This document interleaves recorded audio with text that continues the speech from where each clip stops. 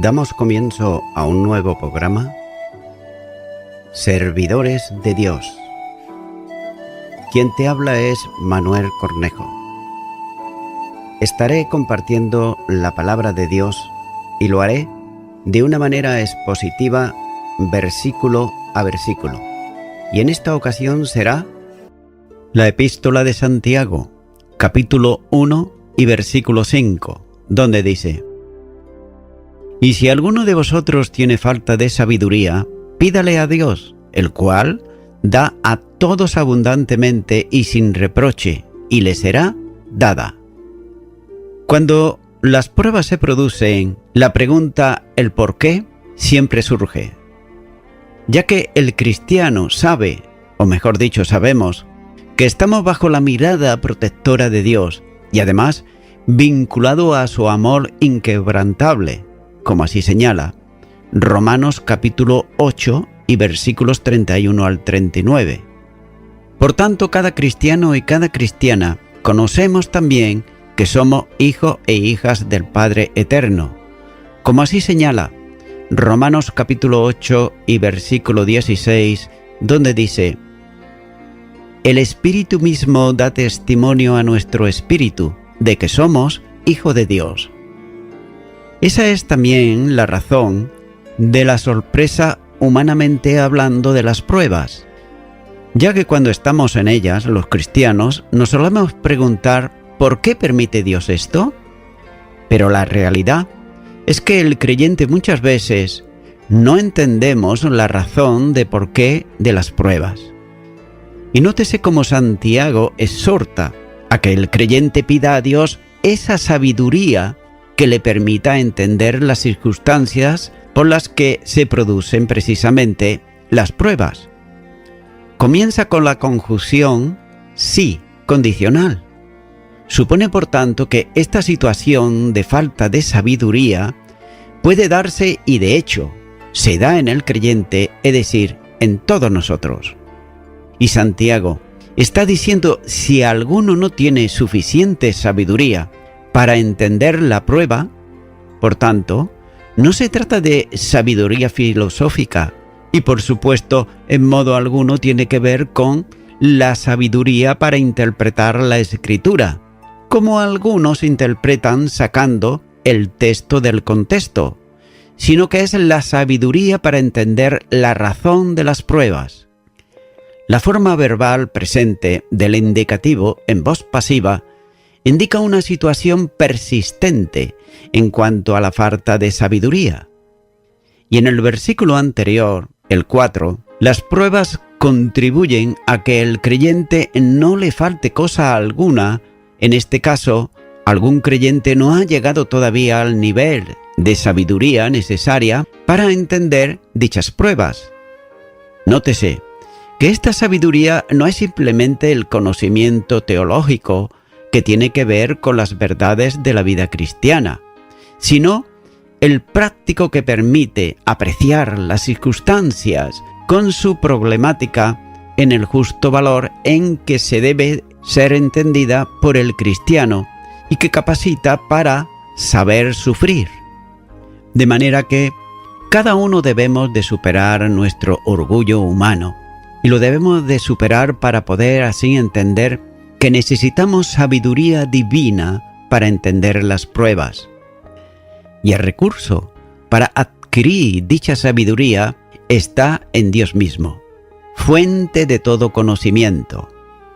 Ya que cuando se está en medio de las pruebas, por ejemplo, como estuvo Job, formula una pregunta y dice, en Job capítulo 28 y versículo 20: ¿De dónde pues vendrá la sabiduría? ¿Y de dónde está el lugar de la inteligencia? La respuesta, naturalmente, está en la palabra de Dios y que aquí muestra Santiago cuando dice: pídale a Dios.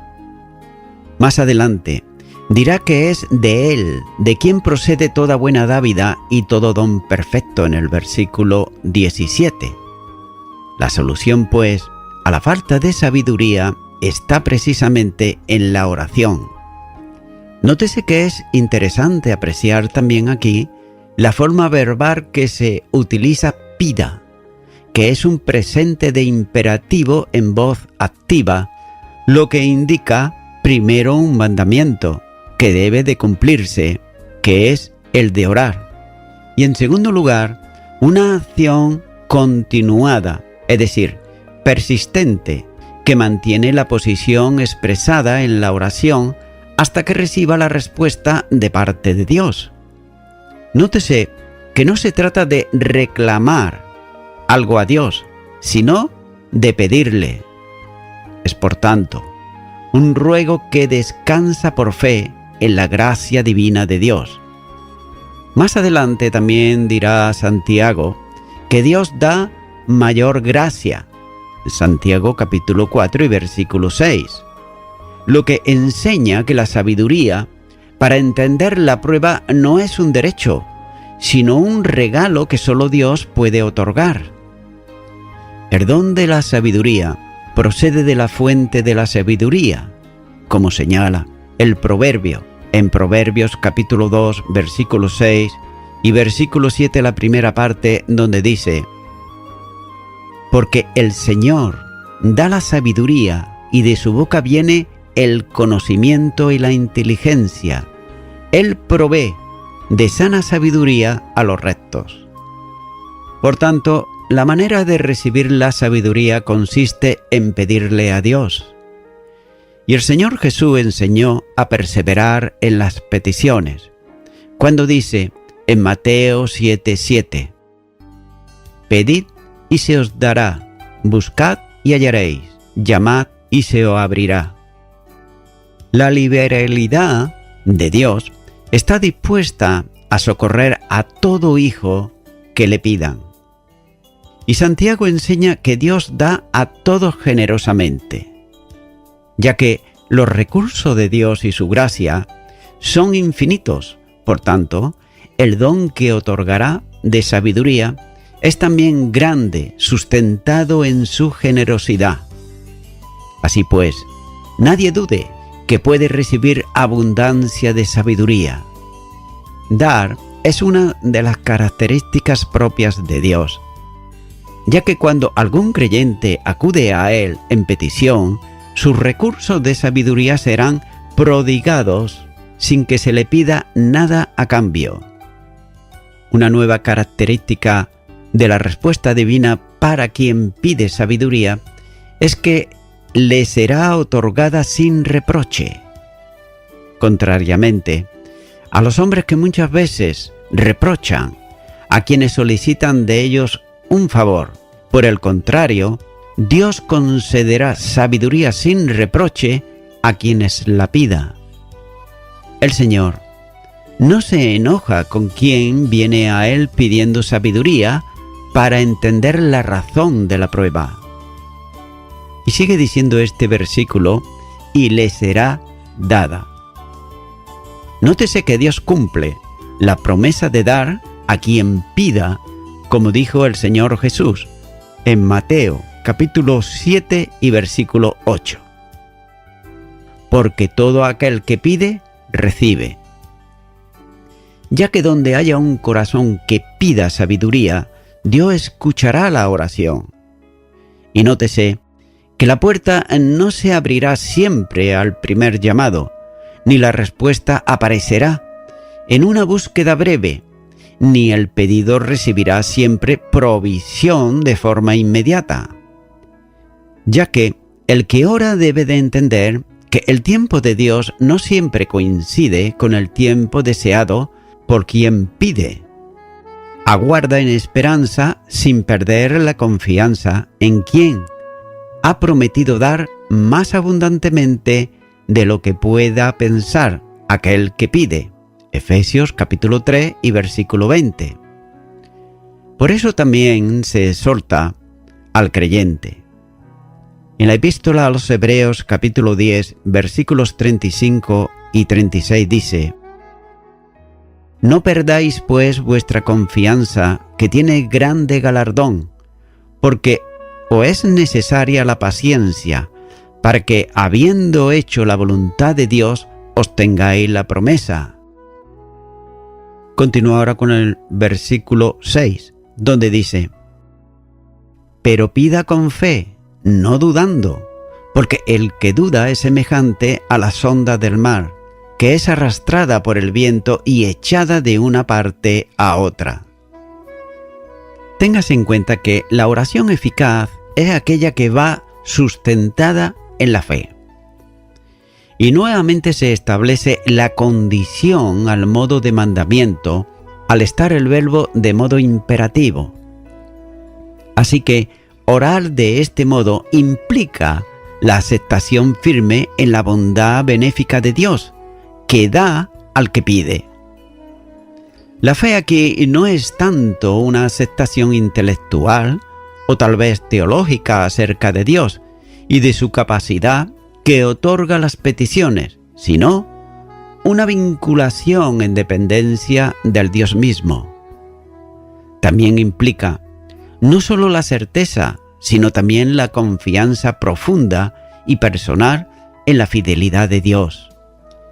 Y esta es la fe de la enseñanza de Jesús, cuando ya en el Evangelio de Marcos capítulo 11 versículo 24 dice: Por tanto os digo, que todo lo que pidiereis orando, creed que lo recibiréis y os vendrá. Y es por esa razón que la petición en demanda de sabiduría se hace en plena certidumbre de fe, como dice, no dudando nada. La evidencia de la fe en la oración es que desaparece toda clase de duda. Y debe de considerarse que quien ora con fe no deja lugar a ningún tipo de duda. De otro modo, la fe, solidamente anclada en Dios y en su fidelidad, no deja espacio absolutamente para la duda, ya que la oración se sustenta precisamente en la fe, si realmente se espera de ella la respuesta, ya que la fe es el único modo de agradar a Dios. Hebreos capítulo 11 y versículo 6 dice: Pero sin fe es imposible agradar a Dios, porque es necesario que el que se acerca a Dios crea que la hay y que es galardonador de los que la buscan. Sigue diciendo este versículo: Porque el que duda es semejante a la onda del mar. Se trata de alguien aquí que duda en el momento de formular la petición. Además, no se trata de una duda momentánea, ya que el presente de indicativo muestra una acción continua. Es alguien que duda recibir aquello que está pidiendo. A este compara con las olas del mar. Y la comparación del que duda con las olas del mar es muy precisa para calificar el alma vacilante, como si fuese un mar que, agitado por el viento, se muestra voluble e inestable. Y así como el viento controla el mar y lo hace inestable, así también la duda controla el corazón, que no está firmemente sujeto a la fe, ya que esta inestabilidad emocional no le permite alcanzar el reposo que se obtiene por la oración. Ya que es posible que Santiago había visto el mar de Galilea encrespado por el viento, cercano a Nazaret, donde él precisamente había vivido. Las olas siguen el curso impuesto por el viento que sopla sobre el mar. La imagen que Santiago trata aquí de mostrar es la de la inestabilidad e inquietud, ya que el que duda es una persona inestable y también inconstante, como las olas del mar, zarandeadas por el viento.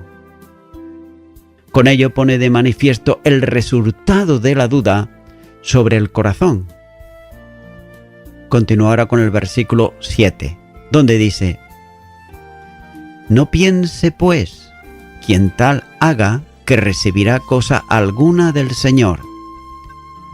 Una imposibilidad sirve de exhortación a quien pida dudando, ya que nadie que ora en fe duda. Por tanto, quien duda no está pidiendo sobre la certeza de la fe. No debe suponer que recibirá aquello de que duda, ya que su duda es una ofensa a Dios. Y Santiago es muy preciso cuando enfatiza profundamente esta acción, ya que el verbo significa suponer o pensar. Y de la misma manera, es muy preciso también al señalar a quien no debe pensar que sea oído, es decir, quien ora dudando. La afirmación es contundente cuando dice: no piense ese hombre que recibirá algo del Señor. Debe de tenerse en cuenta que, si la fe es el instrumento para recibir lo que se pide, la duda actúa en sentido contrario. Y nótese que el título Señor pudiera referirse a Cristo, pero en el contexto exige que se atribuya al Padre, a quien se dirige precisamente la oración. Continúa ahora con el versículo 8, donde dice: el hombre de doble ánimo es inconstante en todos sus caminos. El que duda, del que se habla en el versículo anterior, se le califica ahora de hombre de doble ánimo. La pregunta sería: ¿hay acaso algún creyente que no dude alguna vez o no haya dudado nunca? No, porque tal persona no existe, ya que los grandes héroes de la fe, como por ejemplo el creyente Abraham, tuvo también momentos de duda, pero sin embargo recibió la promesa y bendición de Dios, no porque no hubiese dudado en alguna ocasión, sino porque no era un hombre de doble ánimo. Por tanto, quien no será bendecido es el que sea indeciso, que, como dice Santiago, tiene en realidad dos pensamientos. Debe de considerarse esto, y es que puede ser un hombre o una mujer dividido entre dos pensamientos. Ya por un lado, piensa que será escuchado en sus peticiones, pero sin embargo por el otro duda de que Dios le atienda. En cierta medida, podría entenderse lo que Santiago está diciendo, comparándolo con lo que dijo el Señor allá en el Evangelio de Mateo capítulo 6 versículo 24, donde dice: ninguno puede servir a dos señores. Y nótese que esa era la condición del corazón de los israelitas en el tiempo del profeta Elías, ya que ellos claudicaban entre dos pensamientos: si servirían al Señor o servirían a Baal. El primer libro de Reyes, capítulo 18 y versículo 21, dice: y acercándose Elías a todo el pueblo, dijo: ¿hasta cuándo claudicaréis vosotros entre dos pensamientos? Si el Señor es Dios, seguidle, y si Baal, id en pos de él. Y el pueblo no respondió palabra. Nótese por otro lado que el padre del hijo poseído por un espíritu mudo tenía seguridad del poder de Jesús, y aunque su fe era precisamente débil, clamó para que le fuera afirmada.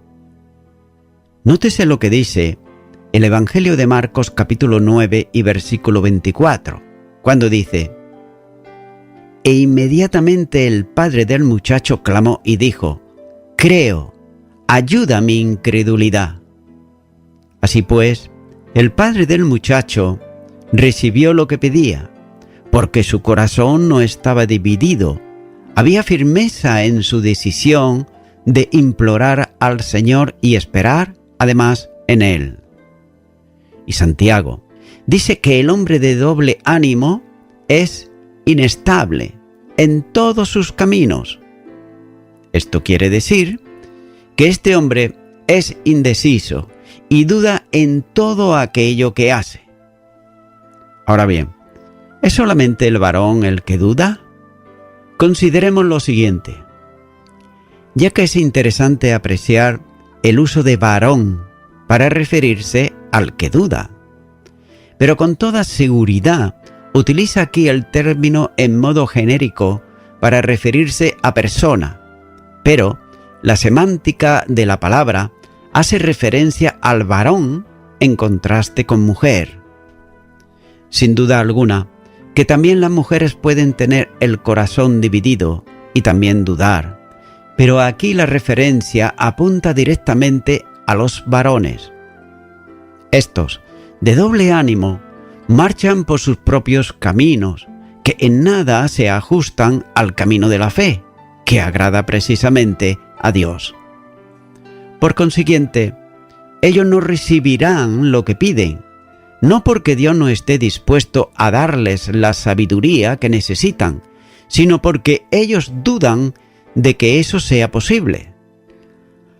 Continúa ahora con el versículo 9, donde dice: el hermano que es de humilde condición, gloríese en su exaltación.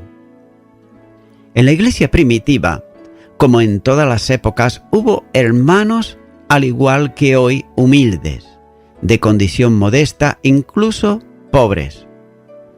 Y de igual manera, lo hubo también ricos y también algunos hasta poderosos, aunque no muchos. Pablo les escribe a los Corintios, en su primera carta a los Corintios, capítulo 1 y versículo 26, donde dice: pues mirad, hermanos, vuestra vocación, que no sois muchos sabios, según la carne, ni muchos poderosos, ni muchos nobles. Ahora bien, todos sabemos que las aflicciones y pruebas vienen tanto a los humildes como a los poderosos.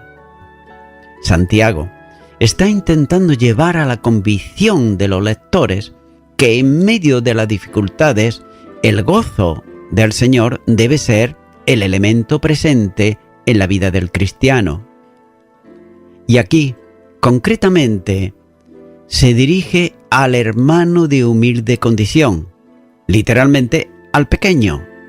Podría muy bien estar refiriéndose a los pobres, aunque Santiago evita usar directamente la palabra pobre. El énfasis en la condición es notable al usar un adjetivo articular o el pequeño, que es también el hermano, ya que posiblemente se esté refiriendo al hermano sin recurso o al que se ha empobrecido, en general, a quienes son de baja condición social. Esa era una de las pruebas por las que algunos estaban pasando, como se aprecia más adelante a referirse a cristianos que están en pobreza y ocupan los niveles sociales más bajos. Y nótese que esta situación social no impide que siga siendo hermano, a quien escribe Santiago. En la esfera de la gracia, las distinciones sociales no existen, y vamos a ver algunos ejemplos. El primero, Romanos capítulo 12 y versículo 16 dice: unánimes entre vosotros, no altivos, sino asociaos con los humildes, no seáis sabios en vuestra propia opinión. La primera carta a los Corintios, capítulo 12 y versículo 13 dice: porque por un solo espíritu fuimos todos bautizados en un cuerpo, sean judíos o griegos, sean esclavos o libres, y a todos se nos dio a beber de un mismo espíritu. Colosenses, capítulo 3 y versículo 11 dice: donde no hay griego ni judío, circuncisión ni incircuncisión, bárbaro ni escita, siervo ni libre, sino que Cristo es el todo y en todos. Pero sin embargo, sí la hay en el mundo en donde los cristianos vivimos, esas diferencias sociales. Y nótese que a estos pequeños, es decir, empobrecidos, sin gran valor a los ojos de los hombres del mundo, no les invita a que pidan a Dios un cambio de posición social que alivie sus problemas, sino a que se gloríe, esto es, que sientan la verdadera importancia y valor que tienen delante de Dios. Esto, que no tienen nada del que enorgullecerse en el mundo de los hombres, son invitados a sentir orgullo de algo, y es su condición personal, ya que eran y somos nosotros actualmente también hijos de Dios y además ciudadanos del cielo. Nótese, Filipenses capítulo 3 y versículo 20 dice: mas nuestra ciudadanía está en los cielos, de donde también esperamos al Salvador, al Señor Jesucristo. Este pobre, a quien escribe, es un desheredado para el mundo, pero ya está sentado, sin embargo, con Cristo en los lugares celestiales. Efesios, capítulo 2 y versículo 6 dice: y juntamente con Él nos resucitó, y asimismo nos hizo sentar en los lugares celestiales con Cristo Jesús. Nótese que este pobre que no tiene recurso temporal, sin embargo tiene una herencia reservada para él en los cielos. La primera carta de Pedro, capítulo 1 y versículo 4 dice: para una herencia incorruptible, incontaminada e inaccesible, reservada en los cielos para vosotros. Es cierto que no tienen bienes de fortuna e incluso puede que estén pasando necesidades y hasta incluso hambre, pero es heredero de Dios y coheredero con Cristo. Romanos, capítulo 8 y versículo 17 dice: y si hijos, también herederos, herederos de Dios y coherederos con Cristo, si es que padecemos juntamente con Él, para que juntamente con Él seamos glorificados. Téngase en cuenta que, aunque el aspecto escatológico puede estar presente, la llamada a gloriarse tiene que ver con el tiempo presente. Se trata también de la condición de humildad que es propia de los cristianos y que debe alcanzar tanto a ricos como también a pobres. Y es la pequeñez de quien desconfía de sí y confía solo en Dios. En aquel pobre y humilde, como Cristo demanda enseguida a su persona, cuando dice en Mateo capítulo 11 versículo 29: llevad mi yugo sobre vosotros y aprended de mí, que soy manso y humilde de corazón, y hallaréis descanso para vuestras almas. También puede gloriarse en esa pequeñez, porque le abre el camino seguro de la bendición divina. Santiago, capítulo 4 y versículo 6 dice: pero Él da mayor gracia. Por esto dice: Dios resiste a los soberbios y da gracia a los humildes. Y también puede gloriarse por lo que es en Cristo, que le confiere una nobleza que nadie puede alcanzar en el mundo. Así pues, es hijo de Dios y hermano de Jesucristo.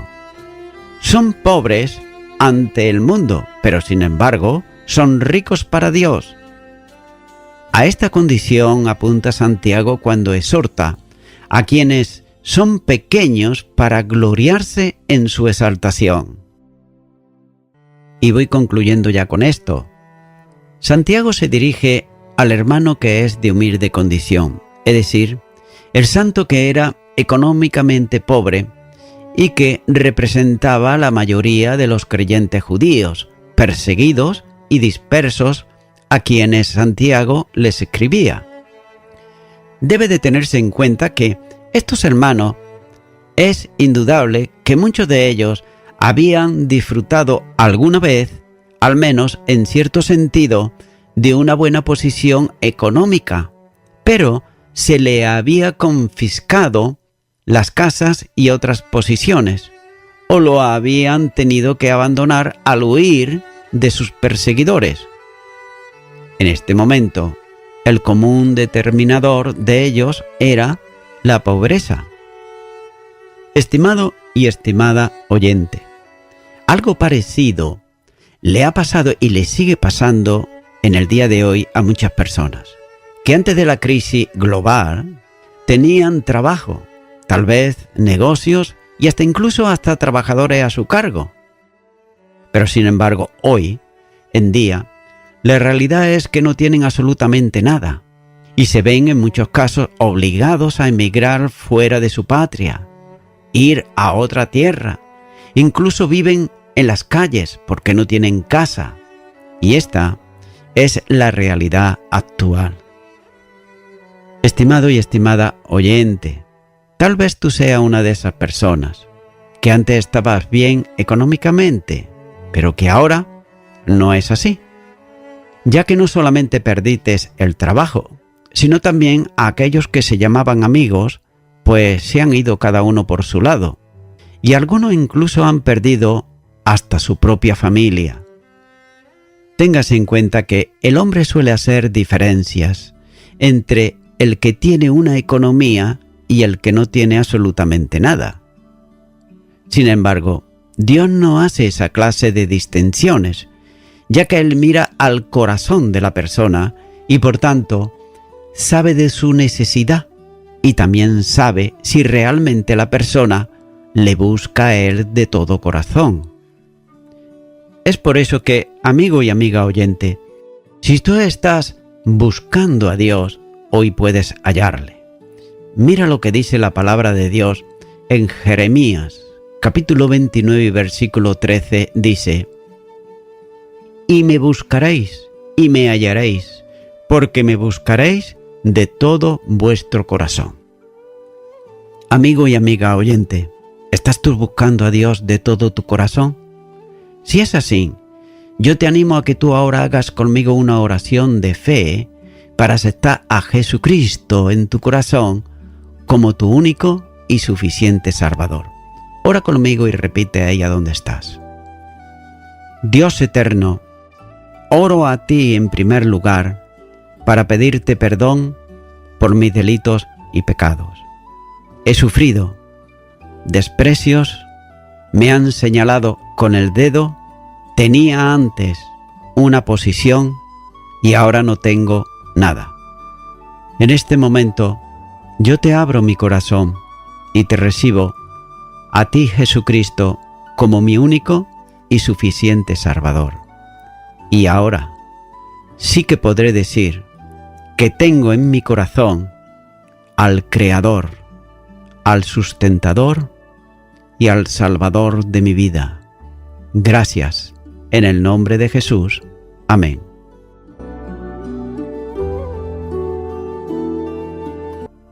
Amigo y amiga oyente, si tú has hecho esta oración de corazón, te recomiendo que comiences a orar a Dios, en primer lugar, en el nombre del Señor Jesucristo. Orar a Dios no es rezar, sino que es hablar con una persona.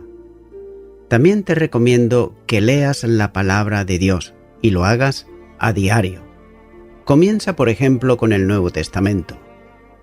Y también, por último, te recomiendo que para que puedas crecer espiritualmente, te congregues en una iglesia cristiano-evangélica, donde se predique, se enseñe y se practique la sana doctrina y la palabra de Dios.